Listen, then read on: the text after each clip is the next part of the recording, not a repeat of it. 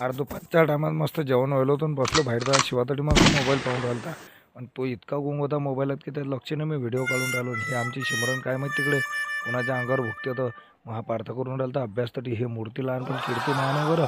पा तो अभ्यास करता करता त्याला समजले व्हिडिओ काढून राहिले पण त्यानं आपला अभ्यास नाही सोडला आणि त्याचं अक्षरही बाकी जबरदस्त आहे तर कमी वयात चांगली प्रगती करून राहिले पोरगं.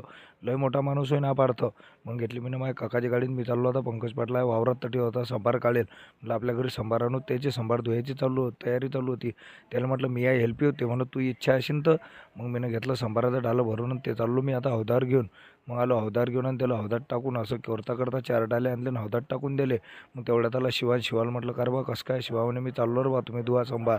शिवा गेला घरी मग पंकज पाटलाला घेतलं सोबत म्हटलं मला कांदे द्या तुम्ही. मग पंकज पाटील म्हणत चाल तू यासाठी काही वांदा आहे का शिफ्ट चालू असताना त्यानं आपल्यासाठी कांदे काढले वा. पंकज पाटील म्हणजे आपला मोठा भाऊच आहे. मग कांदे घेतले 2 गड्ड्या आणि दोन्ही गड्ड्या